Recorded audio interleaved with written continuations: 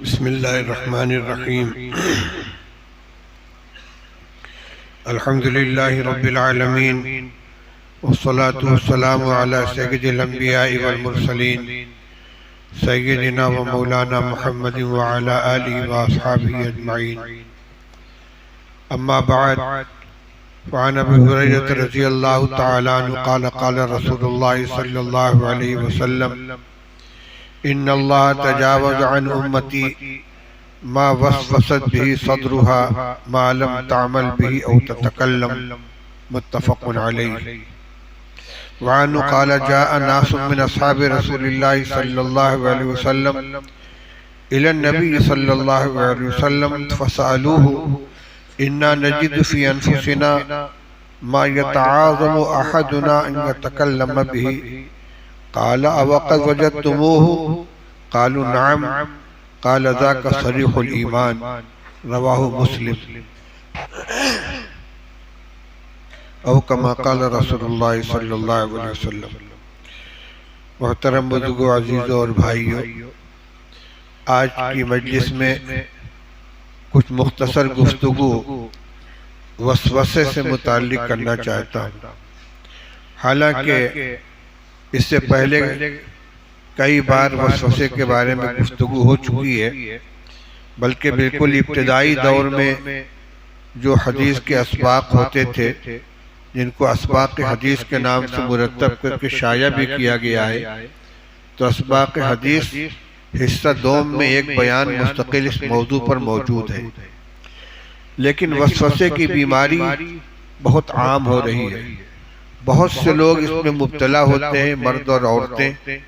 اس لیے ضروری نہیں ہے کہ جو بیانات چھپے ہوئے ہیں یا ریکارڈ ہیں وہ سب کے علم کے اندر ہوں، تو ضرورت کی بنا پر اس کا اعادہ کیا جا رہا ہے۔ وسوسہ کیا چیز ہے؟ غیر ارادی طور پر دل میں جو خیالات آتے ہیں، جن کی وجہ سے آدمی پریشان ہوتا ہے۔ کئی طرح کے وسوسے آتے ہیں۔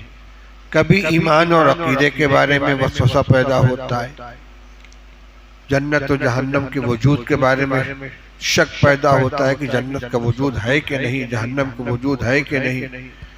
بعض روایتوں میں خود اس وسوسے کا ذکر ہے کہ شیطان آتا ہے، پوچھتا ہے فلاں چیز کو کس نے پیدا کیا، فلاں چیز کو کس نے پیدا کیا، فلاں چیز کو کس نے پیدا کیا، اللہ نے پیدا کیا۔ تو اللہ کو کس نے پیدا کیا؟ فرمایا جب یہاں تک پہنچو تو اعوذ باللہ من الشیطان الرجیم پڑھ لو۔ یہ خیالات جو دل میں آتے ہیں، ان کو وسوسہ کہا جاتا ہے۔ یہ اس میں اپنے ارادے کو دخل نہیں ہوتا، یہ غیر ارادی طور پر دل میں یہ خیالات آتے ہیں۔ کبھی پاکی کے بارے میں وسوسہ ہوتا ہے کہ آدمی سمجھتا ہے کہ میں پاک نہیں ہوا، وضو کرنے بیٹھے ہیں تو وضو کیے چلے جا رہے ہیں، کلی کر رہے ہیں، ناک میں پانی ڈال رہے ہیں، چہرہ دھل رہے ہیں، غسل خانے میں داخل ہو گئے، گھنٹوں گزر گیا، اپنے بارے میں اطمینان نہیں ہوتا کہ ہم پاک ہوئے کہ نہیں ہوئے۔ یہ سب فرضی چیزیں نہیں، واقعی اور حقیقی ہے، گھروں کے اندر پائی جاتی ہیں، اور عورتوں میں یہ پاکی کے سلسلے کا وسوسہ بہت زیادہ پایا جاتا ہے۔ ہم نے دیکھا ہے، ہمارے محلے میں ایک صاحب تھے، حویلی پر کے رہنے والے، پہلے مدن پورہ میں رہتے تھے، پھر اشفاق نگر چلے گئے۔ وضو کرنے بیٹھتے تھے، ٹوٹی کھول لی، کلی کر رہے ہیں تو کلی کر رہے ہیں، چہرے پہ پانی ڈالے جا رہے ہیں، ٹوٹی کھول کے اس کے نیچے ہاتھ چل رہا ہے، تکبیر ہو گئی، نماز شروع ہو گئی، رکعت ہو گئی، ان کا وضو پورا نہیں ہوتا تھا۔ یہ جو وسوسے آتے ہیں، ان کی حیثیت کیا ہے؟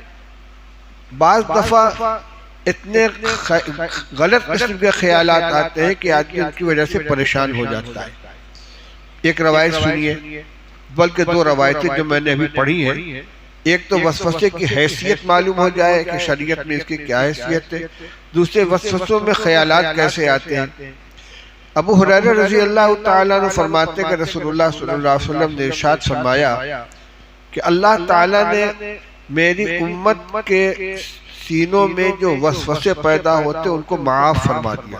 تجاوز عن امتی ما وسوست بھی صدرہا، دل میں جو خیالات آتے ہیں، وسوسے پیدا ہوتے ہیں، ان کو اللہ تعالیٰ نے درگزر فرما دیا۔ ما لم تعمل بھی او تتکلم، جب تک کہ اس کو کر نہ لے یا کہہ نہ لے۔ کوئی کسی ایسی چیز کا خیال آیا کہ جس کا تعلق عمل سے ہے تو جب تک کر نہ لے صرف خیال آنے سے کچھ نہیں ہوتا، اور اگر کوئی ایسی چیز کا خیال آیا کہ جس کا تعلق کہنے سے ہے تو جب تک زبان سے اس کو بول نہ لے اس کا کوئی اثر نہیں ہوتا۔ بعض لوگوں کو وسوسہ ہوتا ہے کہ میری بیوی کو طلاق ہو گئی ہے، میری بیوی کو طلاق ہو گئی اور پریشان بنے ہوئے ہیں، وہ میری زبان سے تو نکل گیا تھا، وہ میکے جا رہی تھی، اس نے مجھ سے پوچھا کہ میں جاؤں، میں نے کہا جاؤ، تو طلاق تو نہیں ہو گئی، میں نے اس کو جاؤ کہہ دیا۔ اس طرح کے خیالات آتے ہیں، تو فرمایا کہ جو کہنے والی چیز ہے جب تک طلاق کی نیت سے طلاق کا لفظ نہیں بولا جائے گا، صرف دل میں خیال آنے سے طلاق نہیں پڑے گی۔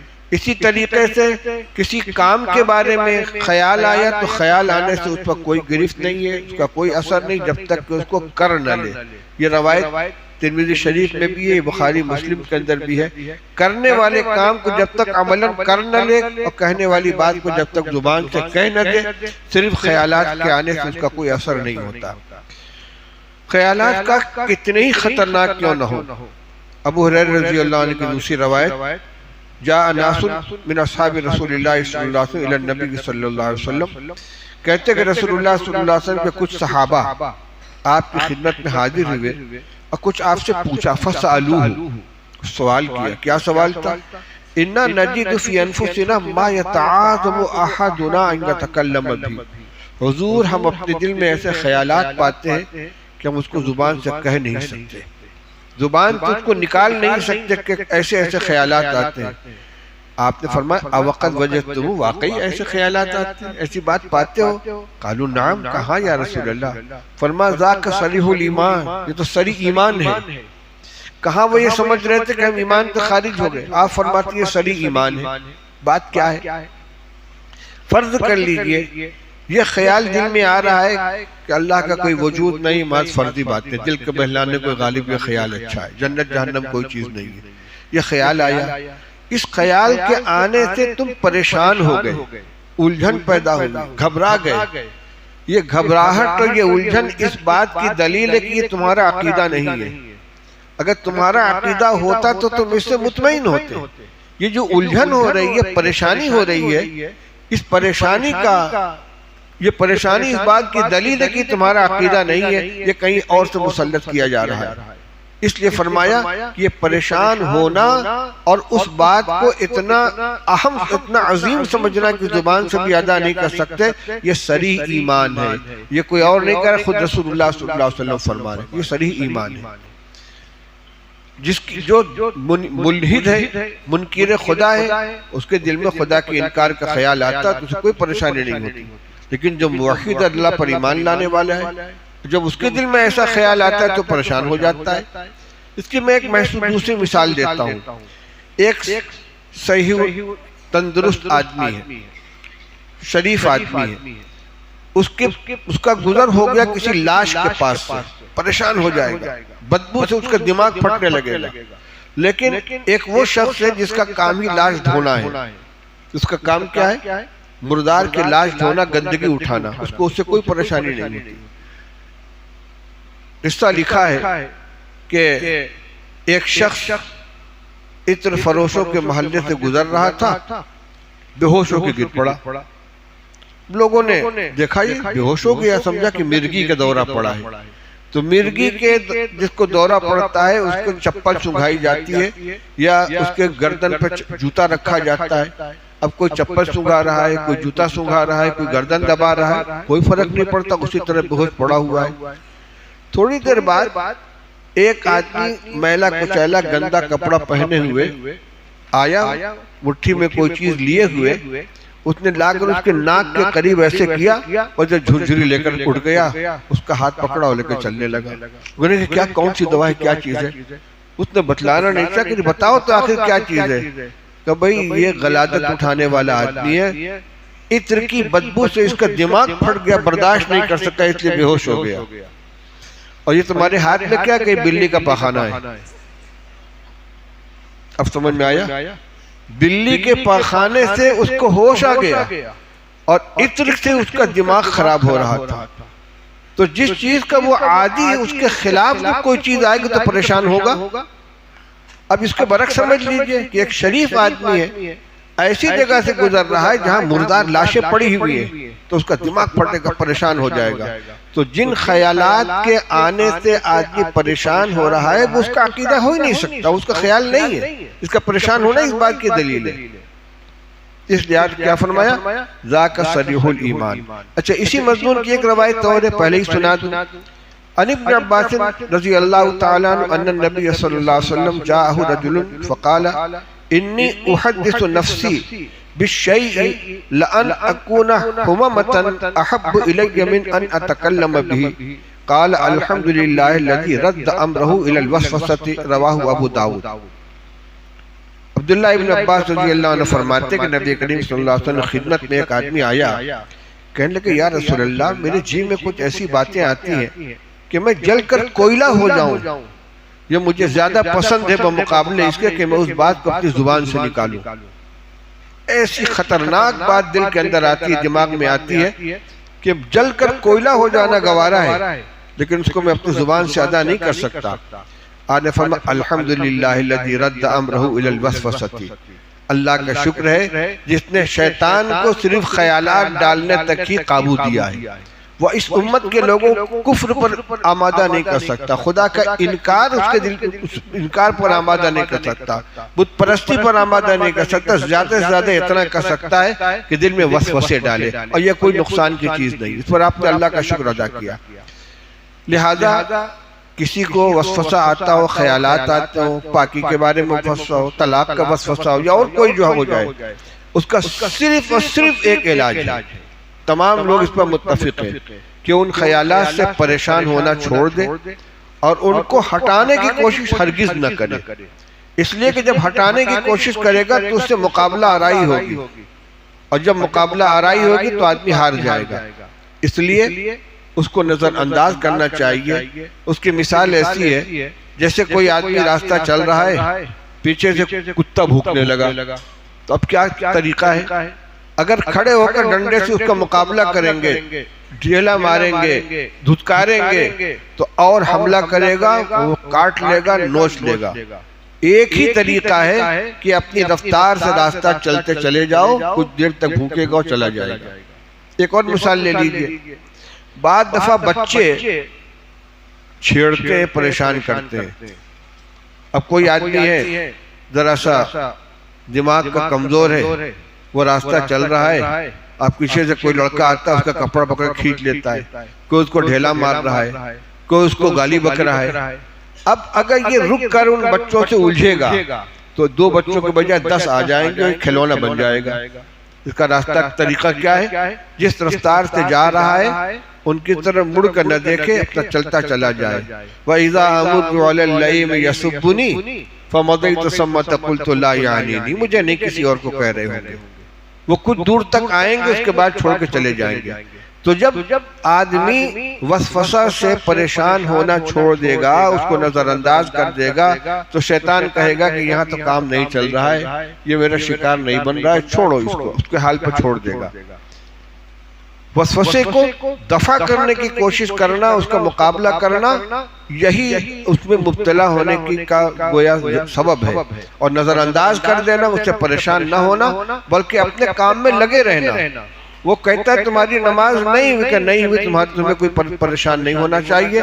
چنانچہ ایک روایت سنیے، القاسم بن محمد ان رجلا سألہ فقال انی اہم فی صلاتی فیکسر ذلک علی فقال له امض فی صلاتک فإنه لن يذهب ذلك عنك حتى تنصرف وانت تقول ما اتممت صلاتی۔ موطا امام مالک کی روایت ہے۔ حضرت قاسم ابن محمد یہ حضرت ابوبکر صدیق رضی اللہ عنہ کے پوتے ہیں، محمد ابن ابی بکر فقہائے 7 میں سے ہیں، ان کے یہ قاسم ابن محمد مدینہ کے فقہائے 7 میں سے ہیں، ابوبکر صدیق رضی اللہ عنہ کے پوتے ہیں، محمد ابن ابی بکر کے بیٹے ہیں، حضرت عائشہ رضی اللہ عنہ کے بھتیجے ہوئے۔ یہ ان کے پاس ایک آدمی آیا، کہنے لگا حضرت مجھے نماز میں بہت وہم ہوتا ہے، بہت وہم ہوتا ہے، کئی رکعت ہوئی، قرأت صحیح ہوئی کہ نہیں، رکوع صحیح ہوا کہ نہیں، سجدہ صحیح ہوا کہ نہیں۔ لگتا ہے کہ میری نماز نہیں ہوئی. فَيَكْسُرُ ذَلِكَ عَلَيَّ، بہت یہ چیز میرے اوپر پیش آتی ہے. مطلب کیا ہے کہ میں نماز پڑھ لیتا ہوں، خیال یہ ہوتا ہے کہ میری نماز ہوئی نہیں. تو کیا فرمایا اِمْضِ فِي صَلَاتِكَ، اپنی نماز پڑھتے رہو. جیسے سب لوگ پڑھتے اسی طریقے تم بھی نماز میں جاری رہو، نماز پڑھتے رہو. اور جب فَإِنَّهُ لَنْ يَذْهَبَ ذَلِكَ عَنْكَ، یہ چیز ختم نہیں ہوگی جب تک کہ یہ نہ کر لو کہ تم نماز سے فارغ ہو جاؤ اور شیطان سے کہو ہاں ٹھیک ہے میری نماز نہیں، تم جاؤ، مَا أَتَمْتُ صَلَاتِي، میری نماز نہیں، تم پرواہ مت کرو. یہ جب اس وسوسہ ڈالنے والے کو خیال میں لا کر یہ کہیں گے کہ نماز نہیں ہوئی، تم پریشان مت ہو، میری نماز ہو گئی، تب وہ جائے گا، ورنہ وہ پریشان کرتا رہے گا. ہمارے حضرت مفتی محمود صاحب نور اللہ مرقدہ فرماتے تھے کہ انسان کا دماغ خیالات کی گزرگاہ ہے. جیسے ایک کھڑکی ادھر، ایک کھڑکی ادھر ہے، ہوا آئے گی ادھر سے نکل جائے گی. اسی طریقے سے دماغ خیالات کی گزرگاہ ہے. اچھے خیالات بھی اس میں آتے ہیں، برے خیالات بھی آتے ہیں. ایک خیال ایک طرف سے آئے گا، اس سے الجھو گے تو رکے گا، اور الجھو گے نہیں، کھڑکی کھلی رہنے دو گے تو ایک طرف سے آئے گا، ایک طرف سے نکل جائے گا. اس کو نظر انداز کرو، اس سے پریشان مت ہو، اس کو دفع کرنے کی کوشش مت کرو. یہ تمام لوگوں نے یہی بات لکھی ہے کہ وسوسوں سے نجات پانے کا صرف ایک طریقہ ہے کہ اس سے پریشان ہونا چھوڑ دے، اس کو نظر انداز کرے. جو پریشان کرنے والا شیطان ہے وہ دیکھے گا یہاں دال نہیں گل رہی ہے تو خود ہی بھاگ جائے گا. اور یہ ہر آدمی کے ساتھ یہ چیز ہوتی ہے. چنانچہ ایک روایت دیکھیے، انو قال قال رسول اللہ صلی اللہ علیہ وسلم،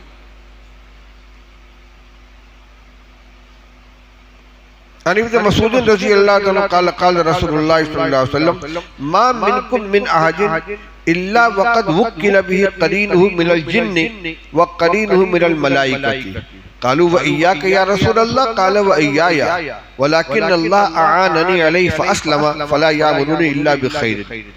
رسول اللہ صلی اللہ علیہ وسلم نے ارشاد فرمایا کہ ہر انسان کے ساتھ ایک جن لگا ہوا ہوتا ہے اور ایک فرشتہ لگا ہوا ہوتا ہے.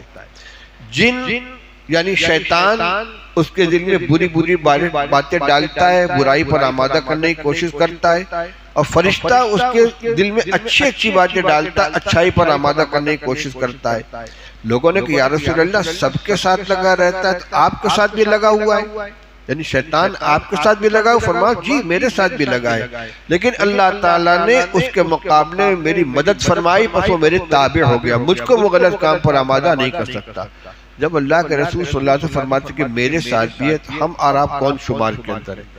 لگا ہوا ہے، اپنا کام کرے گا، اس کی ڈیوٹی ہے، اس لیے اس کو اپنا کام کرنے دیجیے، آپ اپنا کام کیجیے. وہ کیا ہے، کیسا بھی خیال آئے اس کو نظر انداز کریں، اس سے پریشان ہونا چھوڑ دیں. اس موقع میں قصہ بھی سنا دیتا ہوں. حضرت مولانا اسد اللہ صاحب رحمۃ اللہ علیہ کا ہمارے مفتی صاحب نے سنایا تھا وسوسے والا آدمی کتنا پریشان ہوتا ہے. حضرت مولانا اسد اللہ صاحب رحمۃ اللہ علیہ مدرسہ مظاہر سہارنپور کے نائب ناظم تھے.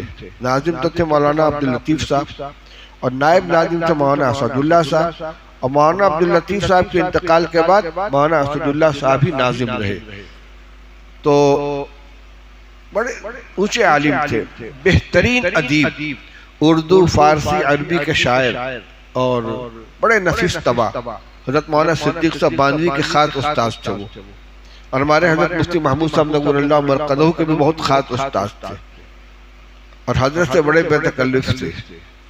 حضرت فرماتے تھے کہ ایک مرتبہ سبق پڑھاتے ہوئے حضرت نے فرمایا، مولانا اسد اللہ صاحب نے، ہاں بھائی غالب کے ایک شعر کا مطلب کون بتائے گا؟ حضرت پوچھئے کہ یہ شعر جو ہے، سب کہاں کچھ لال و گل میں نمایاں ہو گئیں، خاک میں کیا صورتیں ہوں گی کہ پنہا ہو گئیں، کون اس کا مطلب بتائے گا؟ مفتی صاحب میں نے کہا حضرت میں عرض کروں؟ کہاں کہو.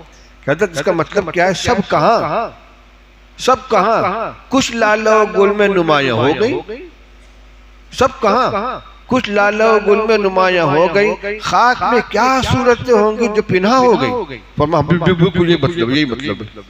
اور جو ساتھی تو کہنے لگے یہ مطلب ہو گیا، اسی شعر کو دوہرا دیا، مطلب ہو گیا. بہت باذوق آدمی تھے، لیکن وسوسے کے مریض ہو گئے. ایک مرتبہ نہانے کی ضرورت پیش آ گئی. دارالطلبہ قدیم میں کمرہ تھا اور تھوڑی فاصلے پر غسل خانہ تھا، بغل میں کنواں تھا. تولیہ لنگی لے کر گئے، ڈول اٹھایا، کنویں کے اندر ڈالا، پانی نکال کر ٹانکا میں بھرا، غسل کیا، کپڑا پہنا. اس کے بعد مسجد کے اندر جا کر بیٹھے اور دونوں ہاتھ سے سر پکڑے ہوئے بیٹھے. کیا ہوا؟ میں جنبی تھا، میں نے اسی ہاتھ سے ڈول پکڑ لیا، ڈول ناپاک ہو گیا. رسی پکڑ لی، رسی بھی ناپاک ہو گئی. اور اس کو میں نے کنویں میں ڈال دیا، کنواں ناپاک ہو گیا سارا پانی. وہی پانی نکال کے میں نے ٹانکا میں بھرا، وہ بھی ناپاک ہو گیا. پھر اسی پانی سے میں نے غسل کیا تو پہلے سے ناپاک تھا اور ناپاک ہو گیا. گیلے بدن پر کپڑا پہن لیا، وہ بھی ناپاک ہو گیا. اور اسی طرح گیلے قدم سے چلتا ہوا مسجد میں گیا، پورا فرش یہاں سے وہاں تک ناپاک. اب کروں کیا؟ بیٹھے ہوئے. خیر تھوڑی دیر بعد پریشان ہو کر اٹھ کر گئے حضرت مولانا عبداللطیف صاحب رحمۃ اللہ علیہ کے پاس. جا کر کہا حضرت میں کیا کروں؟ کیوں کیا ہو گیا؟ تو پوری تقریر خود دہرا دی. حضرت میں ناپاک تھا، میں مسجد میں گیا، میں نے ڈول پکڑا، وہ ناپاک ہو گیا، رسی ناپاک ہو گئی، پانی ناپاک ہو گیا. سب کے بعد حضرت نے فرمایا سنیے، آپ کے علاوہ ساری چیزیں مالکی ہیں. آپ کے علاوہ ساری چیزیں مالکی ہو گئی ہیں، اب آپ کا جو جی چاہے کرے. امام مالک رحمۃ اللہ علیہ کی پاکی ناپاکی کا معیار یہ ہے کہ جب تک پانی پہ نجاست کا اثر ظاہر نہ ہو جائے، اس کا رنگ یا اس کی بو یا اس کا مزہ نہ بدل جائے، اس وقت تک پانی ناپاک نہیں ہوتا. ہمارے یہ مسلک نہیں ہے، لیکن امام مالک رحمۃ اللہ علیہ کے مسلک فرمایا کہ پانی، ڈول، رسی، کنواں سب مالکی ہو گئے. اس کا مطلب یہ کہ آپ کے چھونے سے اور آپ کے پکڑنے سے کوئی چیز ناپاک نہیں، کیونکہ صرف ہاتھ لگانے سے نہ ڈول میں کوئی تبدیلی ہوگی نہ رسی میں تبدیلی. اب آپ کا جو جی چاہے وہ کیجئے. پر کیا کروں حضرت؟ جا کے نماز پڑھی اور کیا کیجئے گا؟ اٹھ کر گئے. اتنے بڑے بڑے لوگوں کو وسوسہ ہو جاتا ہے. اس لیے اگر خدا نخواستہ کسی کو اس طرح کا وہم ہو تو اس کا ایک ہی علاج ہے کہ پریشان نہ ہو، اس سے کوئی نظر انداز کرے. یہ سمجھ لے کہ دماغ کی کھڑکی کھلی ہوئی ہے، یہ بدبودار ہوا ایک طرف سے آئی ہے، دوسری طرف سے نکل جائے گی. اگر اس کو روکنے کی کوشش کریں گے تو وہ اندر بھری رہ جائے گی. اور ہمارے محلے میں ایک صاحب تھے، ابھی ہیں الحمدللہ، بہت دنوں تک وہ پریشان تھے. ان کو یہ وہم ہو گیا تھا کہ میری زبان سے طلاق کا لفظ نکل گیا ہے. وہ ایسے ہو گیا تو نکل گیا تھا، تو نکل گیا تو نکل جانے سے طلاق ہو گئی. ان کو سمجھانے پھر گئے، کچھ دور تک گئے، لوٹ کے پھر آگے تو نہیں نہ ہوئی. ہم مفتی صاحب نہیں نہ ہوئی. بھئی کہہ رہا ہوں کہ کچھ نہیں ہوا. ہوئی نہیں نا طلاق. پاکی نہ پاکی کا ایسا ہی مسئلہ ہے. اس کا ایک یہ جو وضو کرنے بیٹھے، اگر وسوسہ ہو رہا ہے کہ میرا وضو ہوا کہ نہیں، تو جب تک عام لوگوں کی طرح وضو نہیں کریں گے وسوسہ ختم نہیں ہوگا. جیسے سب لوگ 3 مرتبہ کلی کرتے ہیں، 3 مرتبہ ناک میں پانی ڈالتے ہیں، 3 مرتبہ چہرہ دھلتے ہیں، اتنا ہی کرنا، اس سے زیادہ نہیں کرنا ہے. وسوسے کو دور کرنے کے لیے اگر ایک مرتبہ بڑھایا تو پھر چھٹی نہیں ملے گی، پھر وہ ختم نہیں ہوگا. ایسے ہی غسل خانے میں گئے نہانے کے لیے جو طریقہ ہے، وضو کرو، بدن پہ پانی ڈالو اور نہا کے نکل جاؤ، پاک ہو گئے. اگر یہ کہ پاکی وہی ناپاک پانی تو یہاں گر گیا تھا تو وہ چھیٹا پڑ گیا تو دیوار بھی ناپاک ہو گئی، تو یہ بالٹی بھی ناپاک ہو گئی، تو یہ ڈبو بھی ناپاک ہو گیا، تو تم سب ناپاک ہو گیا، تو پاک کیوں نہیں سکتے. اس کا علاج یہ کہ جیسے سارے لوگ پاک ہوتے ویسے ہم بھی پاک ہو گئے. تو یہ اگر خدا نخواستہ کسی کو اس طرح کی چیز ہو تو اس کو نظر انداز کرنا چاہیے. اور عقیدے کے بارے میں اس طرح کا خیال جو آ رہا ہے اس کو بھی رسول اللہ صلی اللہ علیہ وسلم فرمایا کہ ہاں کر رک جانا چاہیے. یاتی الشیطان احدکم فیقول من خلق کذا من خلق کذا حتی یقول من خلق ربک فاذا بلغه فلیستعیذ باللہ ولینتہی. متفق علیہ. فرمایا شیطان تم میں سے کسی کے پاس آتا ہے، کہتا فلاں چیز کس نے پیدا کی؟ اللہ نے. فلاں چیز کس نے پیدا کی؟ اللہ نے. تو اللہ کو کس نے پیدا کیا؟ مطلب یہ سمجھاتا ہے کہ ہر چیز پیدا کرنے سے وجود میں آتی ہے. اللہ نے ہر چیز کو وجود بخشا پیدا کیا تو اللہ تعالیٰ بھی تو موجود ہے، اس کو کس نے پیدا کیا؟ فرمایا کہ جب اس طرح کا خیال آئے بس اعوذ باللہ من الشیطان الرجیم پڑھ کر وہاں سے کھسک جاؤ. اور ایک روایت میں ہے کہ 3 مرتبہ بائیں طرف تھتکار دو، اعوذ باللہ من الشیطان پڑھ کر. تو یہ وسوسے کا علاج ہے، اور وسوسے کو نظر انداز کرنا چاہیے، اس کا مقابلہ کرنے کی کوئی کوشش نہیں کرنی چاہیے. یہ تھوڑا سا بیان تھا. اب دوسری بات یہ عرض کرنی ہے کہ آج ماہ مبارک کی آخری رات ہے. 29-30 کا جھگڑا بھی نہیں ہے کہ چاند ہوگا کہ نہیں ہوگا. 30ویں تاریخ شب ہے. یقینی طور پر یہ رمضان کی آخری رات ہے. اس سال کے رمضان سے ہم رخصت ہو رہے ہیں. میرے بھائیوں، اللہ تعالیٰ نے یہ موقع ہمیں عطا فرمایا.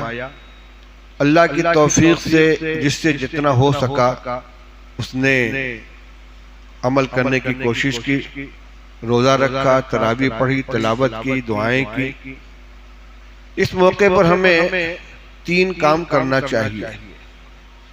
پہلی بات تو یہ کہ اللہ تعالیٰ نے روزے کے فرضیت کی جو حکمت بیان فرمائی ہے، یا ایھا الذین آمنوا کتب علیکم الصیام کما کتب علی الذین من قبلکم لعلکم تتقون. اے ایمان والو، تمہارے پر روزہ فرض کیا گیا جیسا کہ پہلے لوگوں پر فرض کیا گیا تاکہ تم پرہیزگار بن جاؤ. پرہیزگاری کا مطلب کیا ہے؟ گناہوں کو چھوڑ دو، نیکی پر آ جاؤ، اللہ سے ڈرنے والے بن جاؤ. یہ پورا مہینہ گزر گیا. ہمیں سب سے پہلے اپنا جائزہ لینا چاہیے کہ یہ جو ہم نے دوائی استعمال کی اس کا کتنا فائدہ ہوا. ہمارے خیالات میں، ہمارے عمل میں، معمولات میں کتنی تبدیلی پیدا ہوئی. کتنے گناہوں کو ہم نے چھوڑا، کتنی نیکیوں کے ہم پابند بنے. دوسری بات یہ کہ جو کچھ اعمال کرنے کی عادت بنی ہے، ان اعمال پر باقی رہنے کی کوشش کریں. نماز کی پابندی ہوئی، الحمدللہ. قرآن پاک کی تلاوت کچھ نہ کچھ ہوتی رہی، اللہ کا شکر ہے. اسی طریقے سے بہت سے غلط کام جو آدمی عام دنوں کے اندر کرتا ہے، کوئی شراب پینے والا ہے، کوئی جوا کھیلنے والا ہے، کوئی اور نشے کا عادی ہے، رمضان کے احترام میں اس کو چھوڑ دیتا ہے. تو کوشش یہ کرے کہ اللہ تعالیٰ نے رمضان کی برکت سے جن غلط کاموں سے چھٹکارا عطا فرما دیا اور زندگی پہلے کے مقابلے میں سکون سے گزری ہے، قلب و دماغ کو راحت حاصل ہوئی ہے، تو ان گناہوں کو مستقل چھوڑ دے. تیسری چیز یہ کہ جو اعمال صالحہ تھوڑے بہت کرنے کی توفیق ملی ہے، نفلی اعمال، ان کی پابندی کرنے کی کوشش کریں، چاہے مقدار کے اعتبار سے کمی کیوں نہ ہو. بہت سے لوگ وہ ہوتے ہیں کہ جو سال بھر قرآن پاک کی تلاوت نہیں کرتے، رمضان میں بیٹھ جاتے ہیں قرآن پاک لے کر، 1 ختم کر لیا، 2 ختم کر لیا، 3 ختم کر لیا. لیکن رمضان گزر جانے کے بعد مہینوں ہو جاتے ہیں، بلکہ سال گزر جاتا ہے، 1 مرتبہ قرآن ختم کرنے کی نوبت نہیں آتی. قرآن اٹھا کے دیکھتے بھی نہیں، طاق پہ رکھا ہوا تو ہاتھ نہیں لگاتے. یہ بڑی قرآن پاک کے ساتھ بڑی بے مروتی کا اور ناقدری کا معاملہ ہے. جس طرح رمضان المبارک میں روزانہ قرآن پاک کی تلاوت کی ہے، تو اپنا نظام الاوقات ایسا بنائیں کہ ہمارے معمولات کے اندر تلاوت کا لازمی حصہ ہو، چاہے جتنی بھی تلاوت کر سکے. اسی طرح 5 وقت کی نماز اگر مسجد کے اندر پابندی کے ساتھ ادا کر رہے تھے، اور دنوں کے اندر گنڈے دار نماز ہوتی ہے، کبھی پڑھی کبھی نہیں پڑھی، تو 1 مہینہ عمل کر کے دیکھ لیا، اللہ نے اس کی وجہ سے اور سکون عطا فرمائے، برکت عطا فرمائی ہے. قلب و دماغ کو اس کی وجہ سے چین حاصل ہوتا ہے، اور بہت سے اسی نماز کی برکت سے روزی میں بھی برکت ہوتی ہے. شریر وزاد فی رزق المومن، اور دل اور دماغ کو چین بھی ملتا ہے. گھر کا ماحول دینداری کا ہو جاتا ہے. اس ماحول کو باقی رکھنے کی کوشش کریں. تیسری چیز کیا ہے؟ کل بیان کیا گیا تھا کہ کچھ نفلی روزوں کا بھی معمول رکھنا چاہیے. اس میں ایک روایت گزری ہے، رسول اللہ صلی اللہ علیہ وسلم نے ارشاد فرمایا کہ روزہ جسم کی زکوٰۃ ہے. روزہ جسم کی زکوٰۃ ہے. جیسے پیسے میں سے 40واں حصہ نکال کے خرچ کیا جاتا ہے مال کو پاک کرنے کے لیے، تو جسم کی زکوٰۃ یہ ہے کہ کبھی کبھی نفلی روزہ رکھا جائے۔ اب وہ نفلی روزہ کیا ہے؟ ایک تو خاص شوال کے 6 روزے ہیں، رسول اللہ صلی اللہ علیہ وسلم نے ارشاد فرمایا کہ جو پورے رمضان کا روزہ رکھے پھر شوال میں 6 روزے رکھے تو وہ ایسا ہے جیسے اس نے پورے سال روزہ رکھا۔ یہ 6 روزے مسلسل ہونا بھی ضروری نہیں ہے اور بالکل متصل ہونا بھی ضروری نہیں کہ عید کے فوراً بعد رکھا جائے۔ بعض لوگ یہ سمجھتے ہیں کہ 2 شوال سے لے کر 7 شوال تک رکھا جائے گا اور 6 دن جب پورا ہو جائے گا تو اس کا نام شش عید ہے۔ جیسے رمضان کی ایک عید ہوتی ہے تو 6 روزہ رکھنے کے بعد 7ویں عید منائی جاتی ہے، اس کی کوئی اصل نہیں ہے۔ 6 روزے پورے شوال میں رکھے جا سکتے ہیں، چاہے ابتدا میں رکھیں، چاہے درمیان میں رکھیں، چاہے آخر میں رکھیں، اور مسلسل رکھیں یا متفرق رکھیں۔ تو پورے مہینے کے اندر 6 روزے رکھ لینا کوئی دشوار بات نہیں ہے، اس لیے کوشش کریں کہ رمضان کے بعد شوال کے مہینے میں یہ 6 روزے ہمارے ہو جائیں، اور چونکہ عادت بنی ہوئی ہے اس لیے جتنا شروع میں رکھ لیں گے اتنا آسان ہوگا۔ تو یہ ایک تو یہ ہے۔ دوسرے اور جو نفلی روزے ہیں، چونکہ یہ بدن کی زکوٰۃ بتلایا گیا ہے تو صرف شوال ہی کے اندر 6 روزے نہ رکھیں بلکہ پورے سال نفلی روزوں کی کچھ عادت ہونی چاہیے۔ اب وہ کیا ہے؟ روایات آپ کے سامنے آ چکی ہیں۔ ایک تو مہینے کا 3 روزہ ہے، 13، 14، 15 چاند کی تاریخ کا، یا پہلے عشرے میں ایک، دوسرے میں ایک اور آخری عشرے میں ایک۔ دوسرے ہر دوشنبے اور جمعرات کا روزہ جو رسول اللہ صلی اللہ علیہ وسلم کی عادت تھی۔ تیسرے عاشورہ کا روزہ محرم کے 10 تاریخ کا، اور بہتر یہ ہے کہ 10 کے ساتھ 9 تاریخ کو بھی شامل کر لیا جائے۔ چوتھے عشرہ ذی الحجہ کا روزہ، پہلی تاریخ سے لے کر 9 تاریخ تک کا روزہ۔ اور ترمذی شریف کی روایت میں 15 شعبان کے روزے کا بھی تذکرہ ہے۔ حضرت علی رضی اللہ عنہ کی روایت ہے کہ رسول اللہ صلی اللہ علیہ وسلم نے ارشاد فرمایا اذا کان لیلۃ النصف من شعبان فقوموا لیلھا وصوموا نہارھا، جب نصف شعبان کی رات آ جائے تو رات کو قیام کرو، دن کو روزہ رکھو۔ تو یہ چند روزے ہیں نفلی۔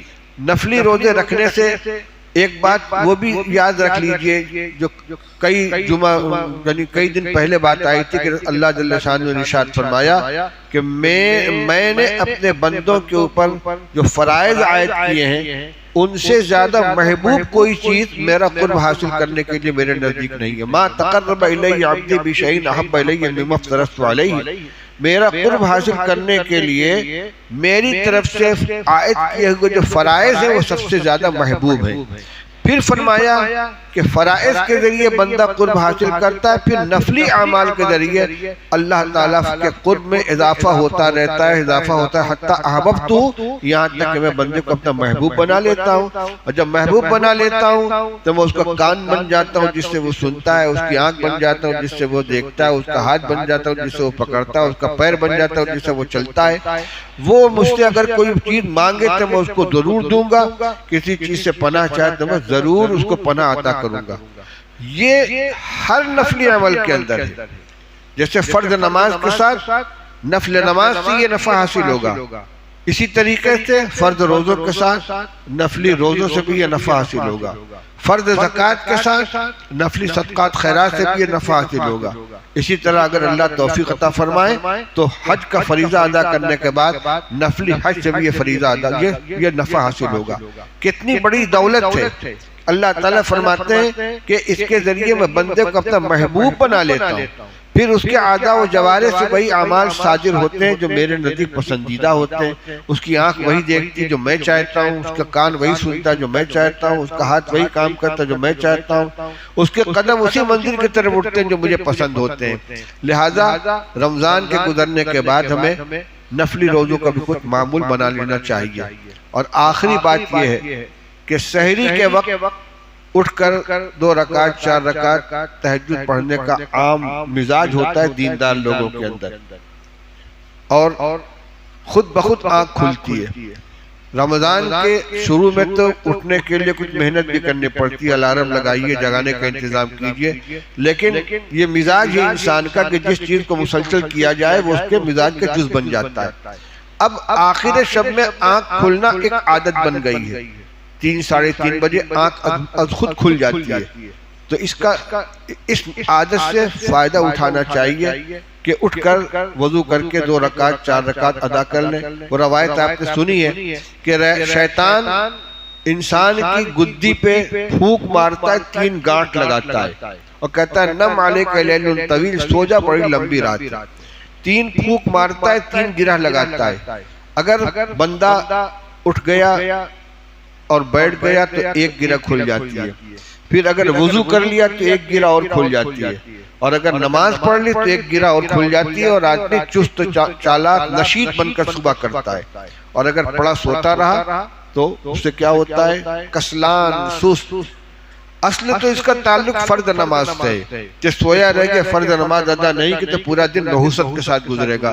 لیکن اگر تہجد کے وقت اٹھ کر آدمی وضو کر لے، نماز پڑھ لے تو سونے پر سہاگا ہے، نور علی نور ہے۔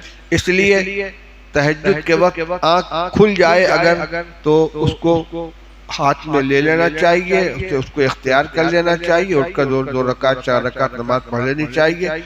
نماز نفل نمازوں میں سب سے افضل نماز تہجد کی نماز ہے، اور اللہ کے نیک بندوں کا یہ وطیرہ رہا ہے۔ بعض علماء کی تحریر پڑھی کہ کوئی شخص اللہ کا ولی اور مقبول بندہ بن ہی نہیں سکتا جب تک کہ اپنے معمولات کے اندر تہجد کو شامل نہ کر لے، اعلیٰ درجے کا اس کو اللہ کا قرب حاصل نہیں ہو سکتا۔ تو جب ایک چیز کی عادت تھوڑی سی بن گئی ہے اور سہولت کے ساتھ ہم اس کو انجام دے سکتے ہیں، اس عادت کو برقرار رکھنے کی کوشش کرنی چاہیے۔ خاص طور سے وہ لوگ کہ جو اپنی اصلاح کے لیے، اپنی تربیت کے لیے خانقاہ میں عشرہ گزارنے کے لیے آئے ہوئے ہیں، اور اس نیت سے آئے کہ ہمارے اعمال کی، ہمارے اخلاق کی اصلاح ہو جائے، اچھی چیزوں کی عادت بن جائے، برائیوں سے بچنے کی عادت بن جائے، تو ان کو اس پر خاص طور سے دھیان دینا چاہیے۔ اور تمام حاضرین سے یہ درخواست کرتا ہوں کہ اس کیفیت سے اور اس عادت سے نفع اٹھانے کی کوشش کریں۔ اللہ تعالیٰ ہم سب کو توفیق عطا فرمائے اور ہماری عمروں میں برکت عطا فرمائے۔ آئندہ سال بھی ہمیں یہ رات نصیب ہو۔ اور آپ سن چکے ہیں کہ رمضان کی آخری رات بڑی قیمتی ہے۔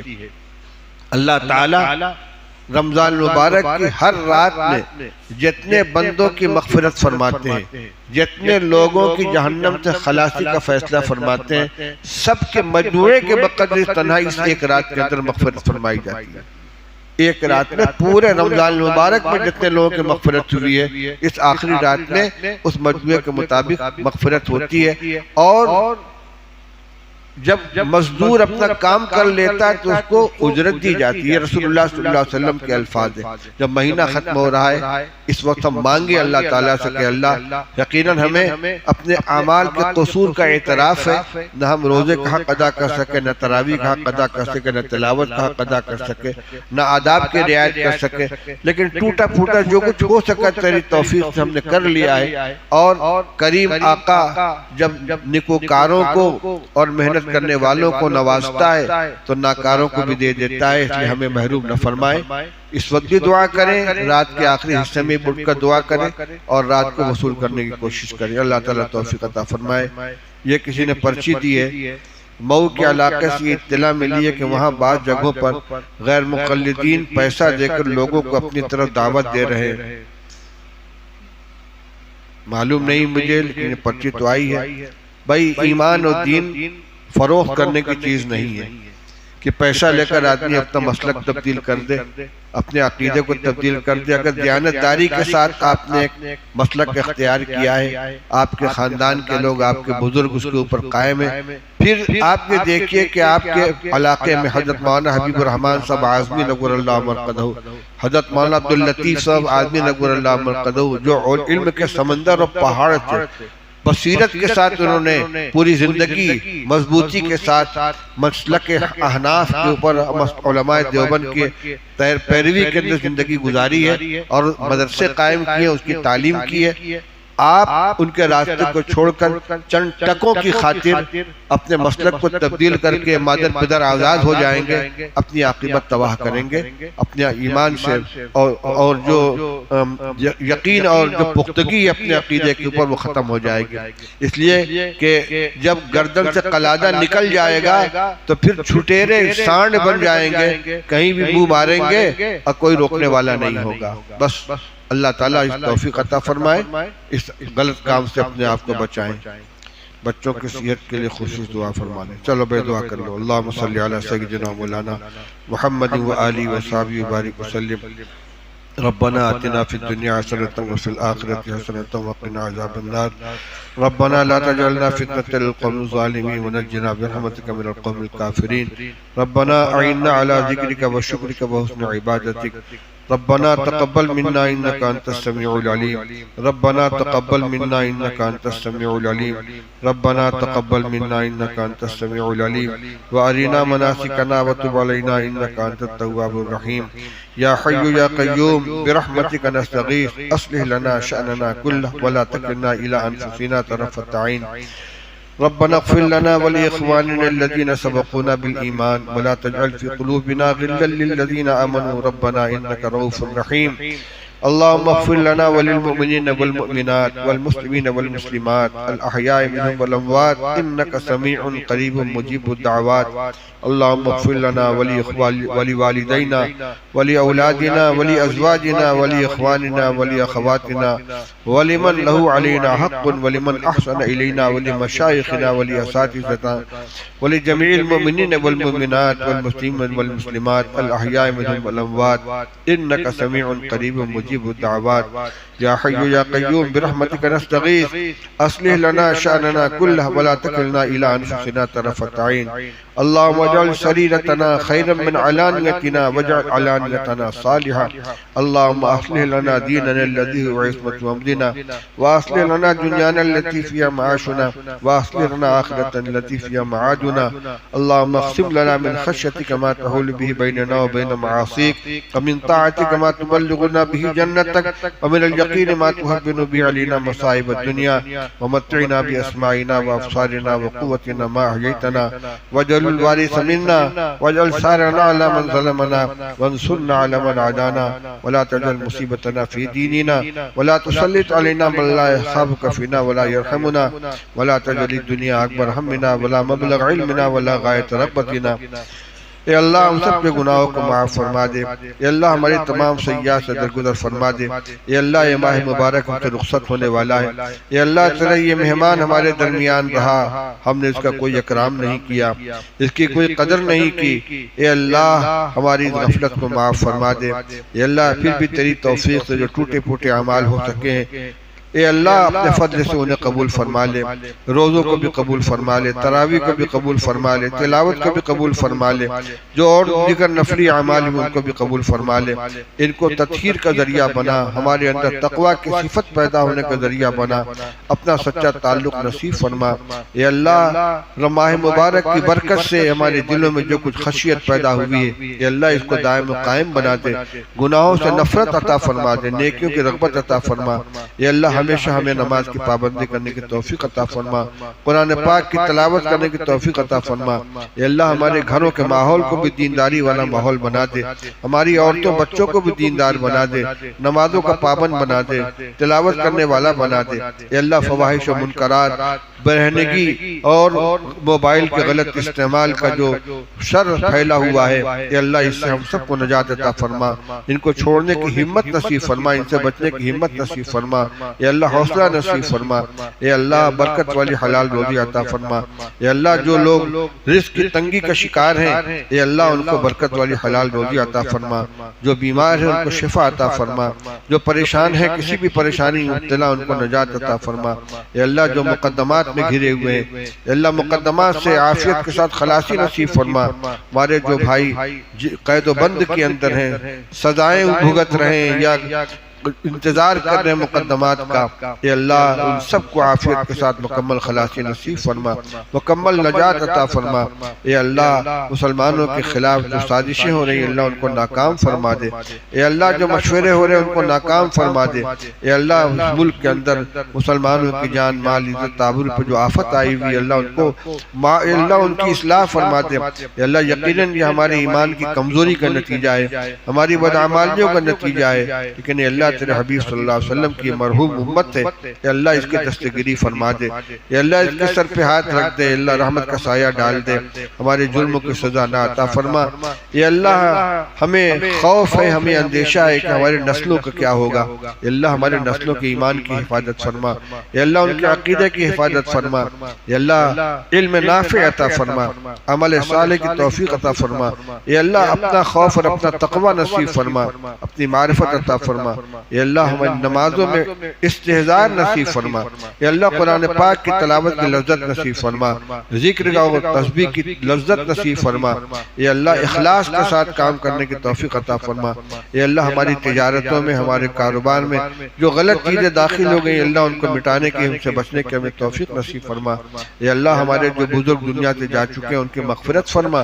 جو زندہ ہیں ان کو عمر و برکت عطا فرما، اے اللہ ہماری تمام دعاؤں کو اپنے فضل و کرم سے قبول فرما، جن جن لوگوں نے دعاؤں کے لیے کہا ہے ان کے جائز مقاصد میں ان کو کامیابی نصیب فرما، جن کا ہمارے اوپر حق ہے اے اللہ ان کی بھی جائز ضرورتیں پوری فرما، اے اللہ جو یہاں خدمت ہو رہی ہے اللہ اس خدمت کو قبول فرما لے، ہمارے جو بچے جو بڑے اس میں لگے ہوئے ہیں اے اللہ ان کی خدمت کو بہت قبول فرما، ہم سب کے اعتکاف اور عبادت میں ان کا حصہ نصیب فرما، اس عمل کو ان کی دینی ترقی کا ذریعہ بنا دے، اے اللہ ان کے والدین کی بھی جزائے خیر عطا فرما، جنہوں نے اپنے بچوں کو یہاں خدمت کے لیے بھیجا ہے ان کو فارغ کر دیا ہے، اے اللہ ہم سب کو صحیح نماز ادا کرنے کی توفیق عطا فرما، سنت کے مطابق نماز ادا کرنے کی توفیق عطا فرما، استحضار والی عبادت کرنے کی توفیق عطا فرما، اے اللہ ہم نے جو مانگا اپنے حوصلے کے مطابق مانگا، اے اللہ تو اپنے شایان شان عطا فرما دے، اے اللہ پورے عالم میں تیرے نیک بندے